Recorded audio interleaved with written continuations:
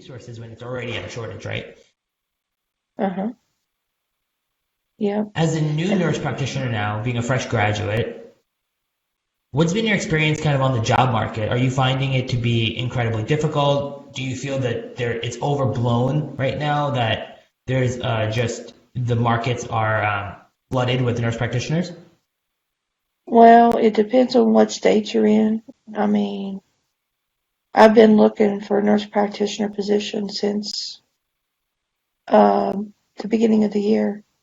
And where Okay. I'm at in Texas, it's oversaturated.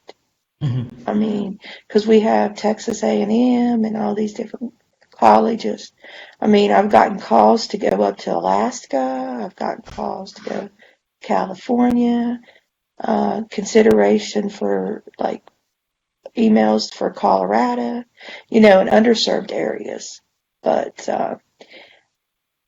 I guess if I could give an advice to anybody that's going through NP school, it's to know your market, you know your market.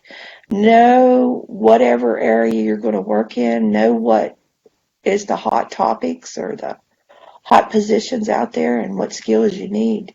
Like in Texas, a big door opener is if you're bilingual, and I'm Mm. not. So I'm considering going back to school again to take some Spanish classes.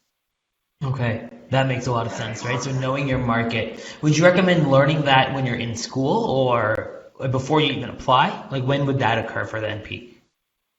I think that if they're going to consider going back to school as a nurse practitioner, that they should take at least a month and search through jobs in their area, wherever they're wanting to practice, to see what skills are the most marketable and the most desirable in that area.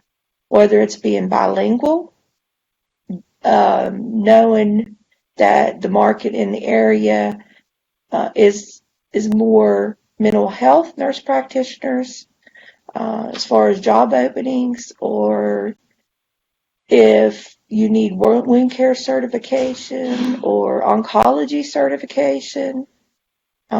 I mean, there is some loan forgiveness out there for nurses and nurse practitioners. If you work in a nonprofit for 10 years, your loans can be forgiven because it's a public service area.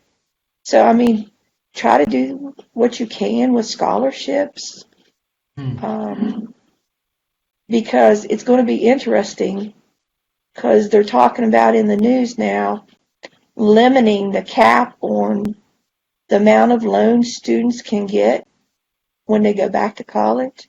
It's going to be interesting to see how that plays out with people wanting to go to Harvard and all these George Mason University and all these high-end schools that cost a lot of money for tuition.